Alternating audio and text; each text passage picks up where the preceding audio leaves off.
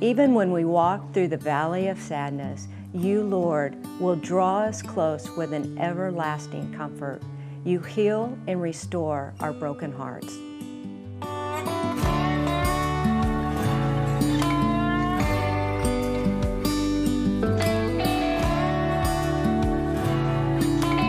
October 2017 was a big month for Mattie Jackson, daughter of country music artist Allan Jackson.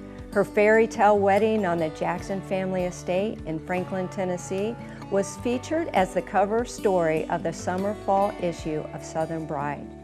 But less than a year after, she married Ben Selecman, an assistant district attorney in Nashville. Ben died unexpectedly when he slipped and suffered traumatic head injuries. Today, God is leading her down a new journey. This is her story of unshakable faith. This is today's Nashville. Mattie, thank you so much for inviting me into your beautiful home here in Nashville. What an honor it is to sit down with you, and boy, you have been through an amazing journey. Yes, well, I'm so glad to have you. I'm glad it worked out and we finally got to sit down together after a crazy COVID rescheduling, and God's timing is right, so I'm glad we're here. It is.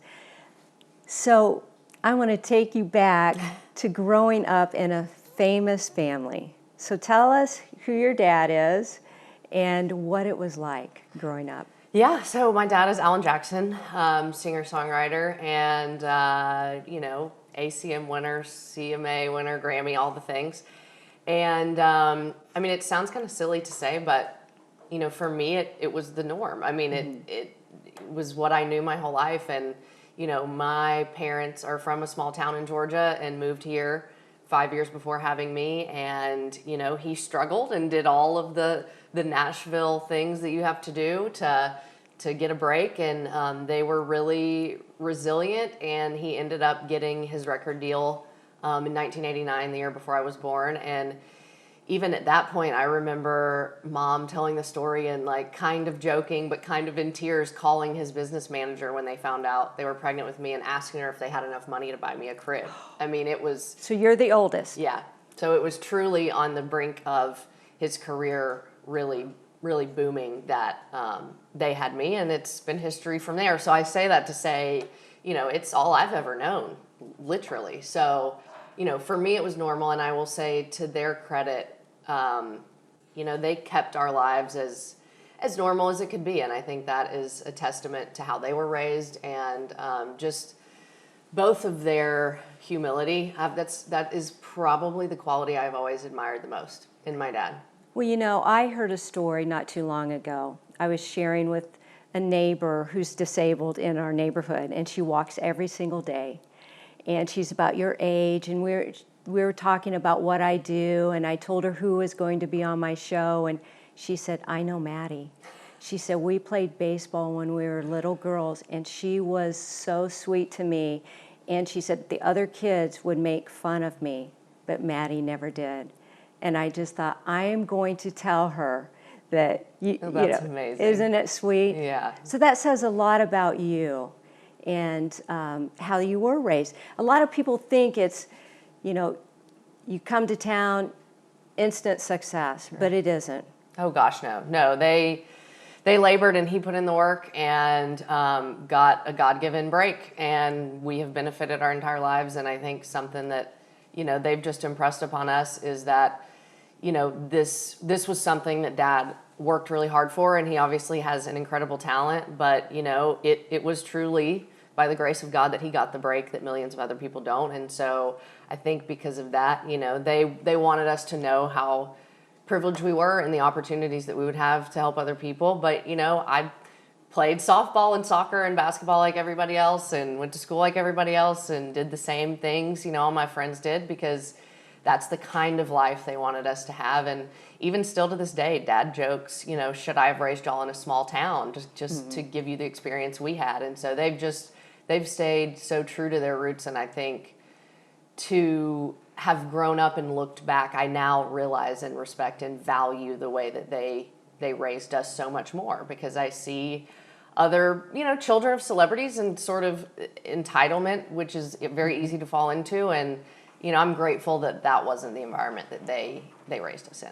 When did you know that you were famous? Your family was famous. When I'm famous. No, when did you know yeah, sure. that you knew that you had a famous family? Okay. Yeah, sure. I remember pretty specifically in, I want to say probably first or second grade, doing like, I don't know if it was show and tell or like it was a certain where you bring something to school week, and Shark Week. It was Shark Week, like it was the letter S, so I picked shark, and I brought in an entire whole mounted shark that my dad had caught like on some fishing trip in Hawaii or the Bahamas or something as my show and tell. And I remember like not a Grammy, a shark. Yeah, his manager like carrying this huge animal and fish in there and being like, yeah, this is just what Dad does when he's not working, and just being like, okay, no one else is bringing a whole shark into here, and just being like, okay, well, our lives are different. We get to do some really cool things that other people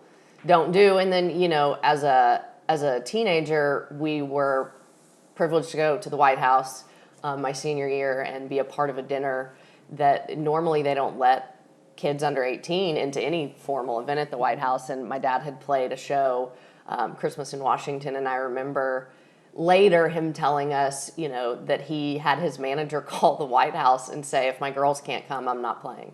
And so I remember that so point sweet. Very specifically too, being like, A, this is the kind of man he is, and B, this is, like, there's a lot of successful artists out there, but this is a big deal. Mm-hmm. So it's you and two sisters? Yes, I have two younger sisters. So tell me about your later years as a teenager, and did you go on to college? Yeah, so I went to college at the University of Tennessee and studied creative writing there, and didn't really intend to, but sort of, always loved school and loved reading and writing and stories, and grew up, with a songwriter as a father, and I think was sort of always drawn to people's stories, as you are and you understand. And it was a funny thing in school. I just started studying communications, and then Dad had a song that they were going to make a video for, and he said, I think I was 19 at the time, maybe. And he said, you're creative. You're like studying English and communications and stuff. He goes, why don't you write a treatment for this video I've got to shoot? And I was like, well, I don't know how to do that. And he was like, I'll send you some examples. The label wants, some different ideas, and look at the format and just like kind of replicate it. So I wrote it, and he sent it as part of the, suggested options to his label, and didn't tell him that it was me who wrote it. And they ended up picking it, and I got to fly to Tampa to watch them shoot this video that I wrote. And it was this really poignant moment for me where I was like, this is what I want to do. These words become reality, and, you have power to tell stories and power to affect people's lives in the way that my dad has always done through songwriting. And so that was what sort of really put me in a place where I wanted to tell other people's stories, tell my own story, because I knew that it was powerful. And you have quite the story to tell. I do, and it's not the story I ever planned on telling.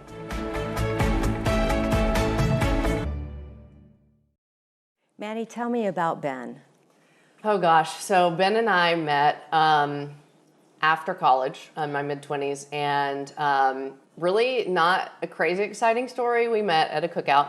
Here in Nashville? Here in Nashville, okay. A mutual friend of ours who he grew up with, and she became one of my best friends in college. And I guess we had met years before at their wedding, and he had mentioned something about me to her, but I think we danced or something. I don't know. Didn't think twice about it. So met him again at this cookout, and he kind of just jumped in front of me on my way to go inside to get a snack or something, and said, hey, like, I'm Ben. I think, we met a while back, and yeah, I'd really like to take you on a date. And I was just so taken aback. That blunt. That blunt, point blank. And I mean, I was flattered, but I was like, I don't think so. And he's like, well, why not? And I was like, it's just persistent. I mean, I always joke telling people, it's like, if you've seen that scene from The Notebook where he jumps on the Ferris wheel and is like, just let me take you on a date. It was basically that. I was kind of seeing someone at the time, so I told him that and was like, not right now. And he says, when can I ask you again? And I was like, oh my gosh, he doesn't give up. So cut to 3 months later, I'm not seeing this other person, and I get a text from him, and he's living in Memphis at the time. He was in law school, and asked if he could come to Nashville to take me out, and so he did, and it was just, I mean, it was instant. Like, it was that story that you never believe is true. So you knew right away then? Maybe not the first date, but by the second or third, yeah. I mean, and we talked every day since then. That was fall of 2015, and he just was a captivating man. Like, he was charming and sociable and kind and confident, and it was truly one of those where it felt like we had been friends for our whole lives. And so, from there we dated from Nashville and Memphis and until he graduated law school, and then he moved up here. We got engaged in October of 2016. Married in October of 2017. So, I mean, it was a very fast, intense sort of relationship. And looking back on what I've now been through in losing him a year after we got married, I see God's grace in making those steps go so quickly. It was a kindness from him to give us as much time together as possible. Now, he became an assistant district attorney here in Nashville. Yes, for Nashville, yes, he did. Okay, so what happened? So we were on a trip, a Labor Day trip with my two sisters and their then boyfriends and some friends at the beach, and we took like a nice little dinner cruise on Dad's boat, again, fishing.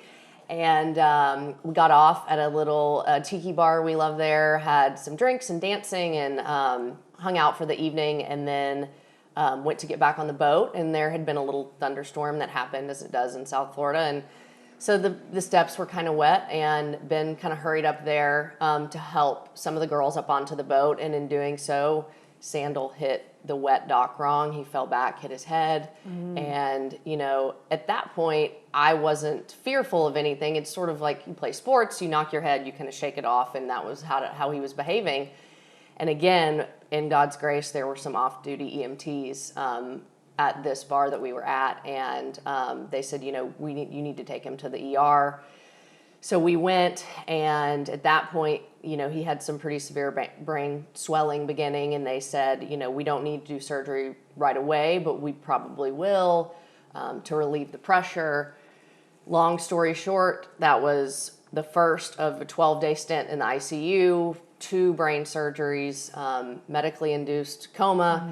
And on the 11th day, his father and I talked to the neurosurgeon, and she said, the intracranial pressure is looking good. In the next few days, we can probably start to pull him off the medicine, try to wake him up and see where he is. They took him to do a final brain scan before they started pulling him off the medicine. She came back, sat down and said, he's suffered multiple strokes. He's brain dead.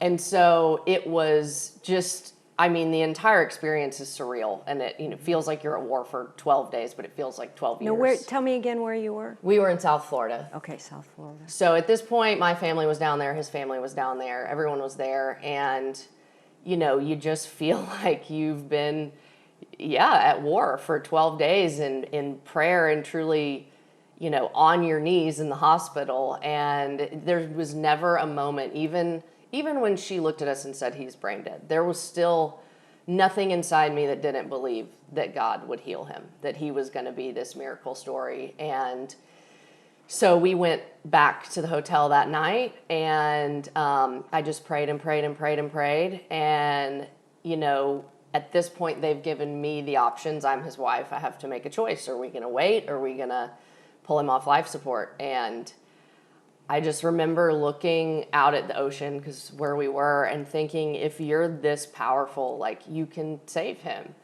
And so we went to bed, and I got a call in the middle of the night from the hospital, and they said, his heart's starting to fail, because he had been operated basically down to the tiniest detail by machines for 12 days. And if y'all can get here, we'll keep him alive.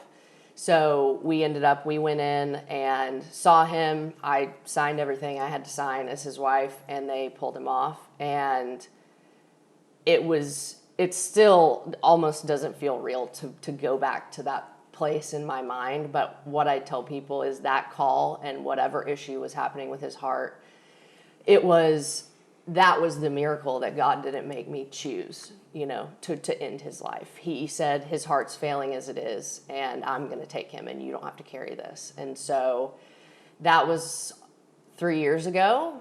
And since then, I mean, it's a story that I never thought I would have to tell, but it is a story that I have already seen the impact that it's had on other people, and I've seen so clearly God weaving divine purpose into my pain. And to be honest, that's what I've asked of him from the beginning, is like, I don't understand this. I would never choose it.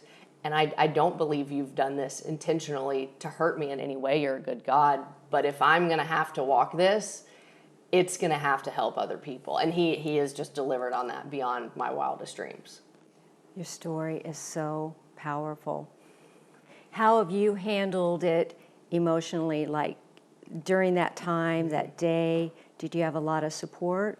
I have had more support than you could even ask for. I mean, his family, my friends, I mean, hundreds of people that I never have met and probably will meet praying for us this whole week. I mean, Ben was a larger than life person. So his reach and people who loved him and cared about him was vast. And just years later to get calls or letters from defense attorneys that he, tried cases against, saying, I've never been treated with such respect as when I would try cases against Ben. I mean, things like that continue to happen, and that's part of what helps me go on, is I see the impact he's made as the man he was, and the impact that God continues to make through our marriage, even if it's just me.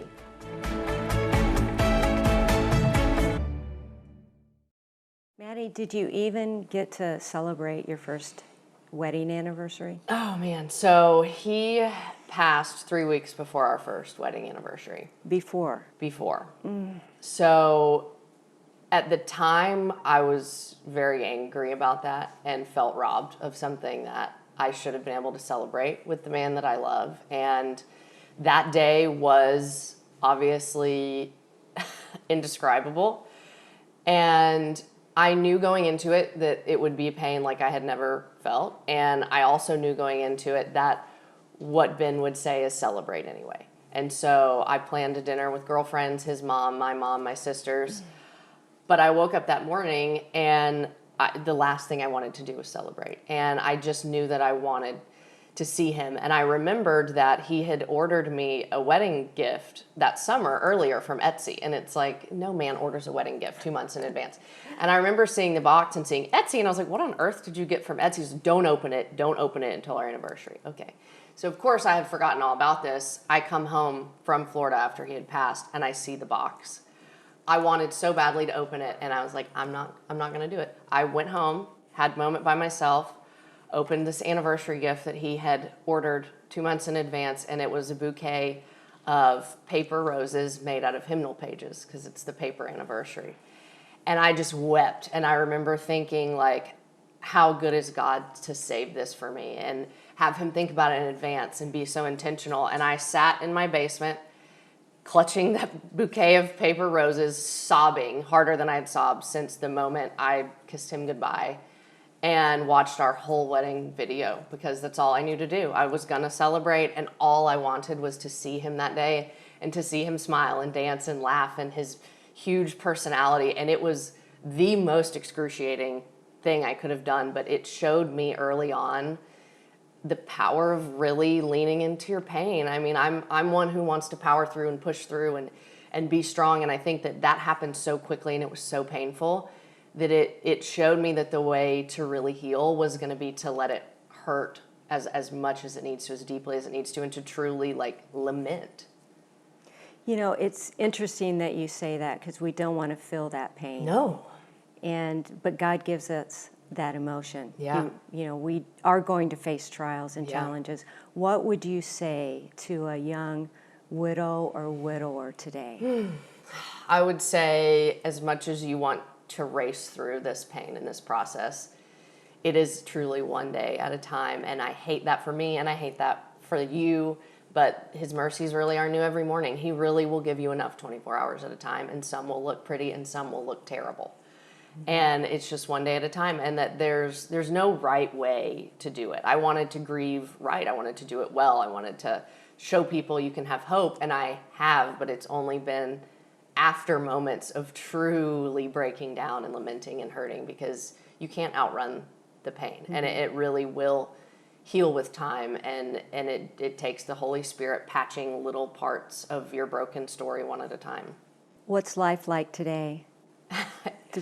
It is joyful again, and it can be. And even in that, there's something that I am so glad to have learned this early in life, is that pain and joy coexist. They really do. And in the deepest, most sorrowful places, when you do find moments of happiness or laughter, they're richer too. It's like when it hurts so deeply, you also can find deep joy and contentment in those situations too. It's not one or the other. Mm-hmm. Tell me what God is doing now in your life. Your ministry, you started a new ministry. And actually, Ben was part of it. Yes, it's amazing how he works. So in July of 2018, right before Ben's accident, I had closed a business that I'd been running for a few years, and got in touch with my now co-founder, business partner, Brooke, and we started a women's merchandise brand called Nashville. It's just a play on Nashville. I've seen it. And we do women's merchandise, and we advocate for 3 groups and work with nonprofits serving those groups, and our proceeds go to support them. And in July of 2018, before anything happened, we decided our missions were orphans, widows, and trafficked women. Mm-hmm. And the orphans and widows comes directly from Scripture, as we know, take care of orphans and widows. Mm-hmm. And then the trafficking victims was Ben's kind of hand in it. He worked a lot in the trafficking and drug courts here, and he said,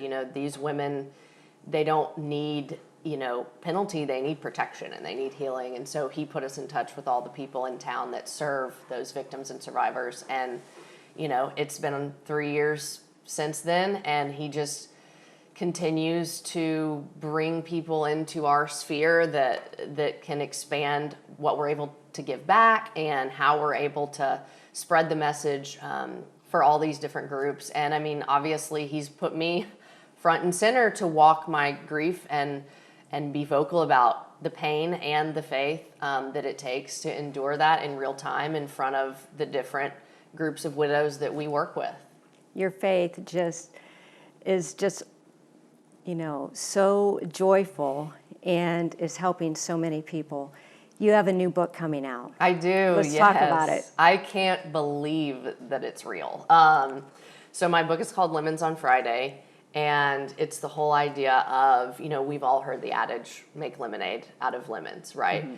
But that's just scratching the surface of what this life is. The whole metaphor through the book is, God promises us redemption and healing, and a day when we will neither cry nor hurt anymore. But in between, the Garden of Eden and the new heaven, new earth, we have lemons everywhere. I mean, tragedy happens, sickness happens, death happens, hardship happens. And how do we live in a world filled with lemons in what often feels like Crucifixion Friday? We know Resurrection Sunday is coming, but we're not there yet. And how do we honestly hurt and honestly hope at the same time? And so it walks through a lot of the different questions I grappled with and struggles I had, and essentially how my faith now is more real and central to my life than it's ever been. I can't wait. So it comes out this fall? Yes, November. Lemons on Friday. That's it. Mattie, thank you so much for being with us, sharing your faith. It's an amazing story, and I know God is going to do amazing things in your life. He already has. I'm just so grateful to be able to share with y'all. Thank you. My friend, are you going through pain in your life? Maybe you've lost somebody. I think of Mattie's story. I think of Naomi and Ruth. We might not understand what God is doing, but He's in control, He's sovereign, He has a bigger plan. And take His hand on that journey so that you can share your faith with others that will give Him honor and glory. This is today's Nashville. This is Faith. I'll see you next time.